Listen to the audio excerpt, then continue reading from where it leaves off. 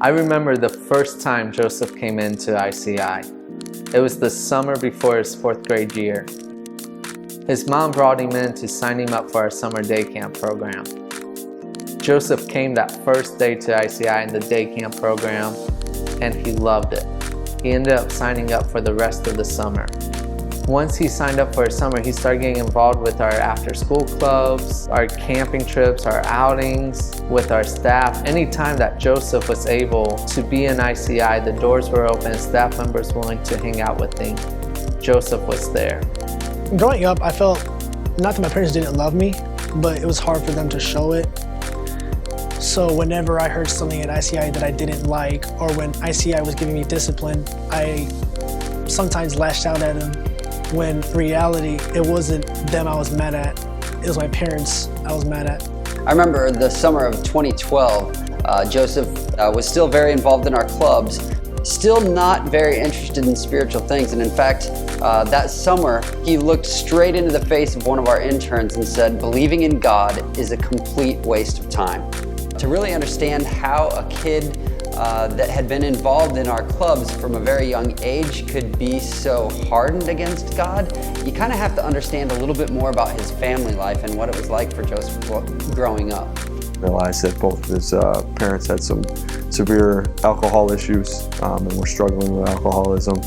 I also learned that he had an older brother that was disabled so much that he was bedridden and needed to be fed and cared for.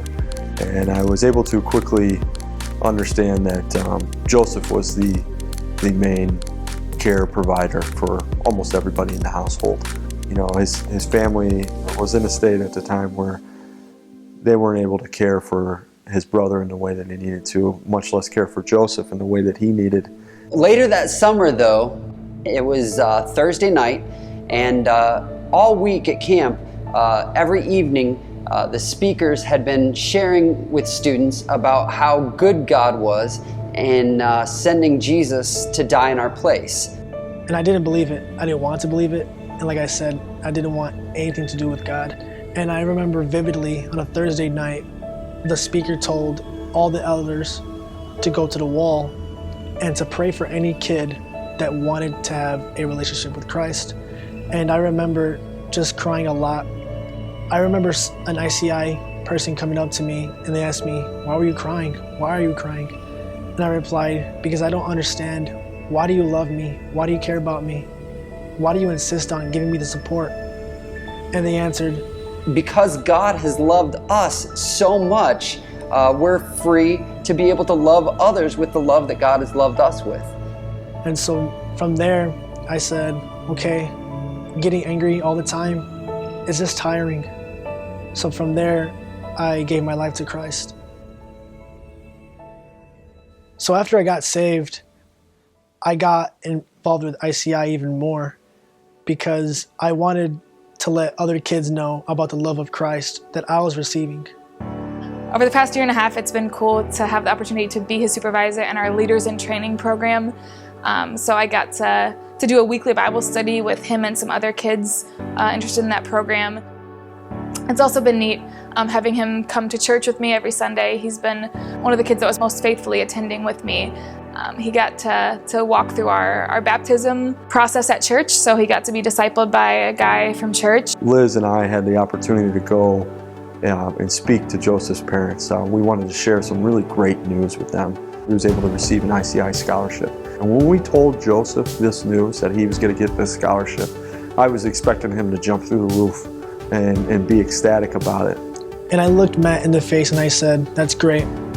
Not really something you would expect him to be way more excited than that. Someone just told you that you're not going to have student loans. You know, I kept trying to tell him how big of a deal it was, and he just said, "Wow, that's great." I wasn't too excited about it because I realized that I would have to leave my home life, which scared me a lot. And I was concerned for my parents because I felt that I did a lot for them. To listen to a young man say that to me, that he can't go to school, go to college to better himself because he has to take care of the family around him, was frustrating for me. And basically what I told Joseph is the best way that you can help your family is helping yourself now, going to school, getting yourself a good education, and we need to have a conversation with them. You need to have a conversation with them. And he, was a little reluctant, saying, this disease of alcoholism has really taken over my parents' lives. And we said, Joseph, you have to say the hard words, but we got your back. We'll be here for you. We'll sit here. And I remember being extremely nervous walking into that house. I didn't know if there was going to be an anger and that kind of thing. But to watch Joseph, as 17-year-old at the time, having an intervention conversation with both his parents, I kind of just laughed at the things that I thought were tough conversations with my own parents. But the bravery and the courage that he had, I've never been more inspired by anyone or anything in my life. And to watch him and be a part of that, and be a part of the conversation where Joseph led a prayer over his parents and explained to them that he needed them to start taking care of themselves so that he can go to school and be successful in that. And it was just a very, very powerful moment to me. The struggles at home are still happening, but Joseph is thriving. Going to college was the best decision for me because then I can help out my parents and my family. So right now, I'm at my first semester at Moody, and I love it. Thanks to people like you, many staff, many volunteers, many people were able to pour into Joseph's life to make a difference in who he is today.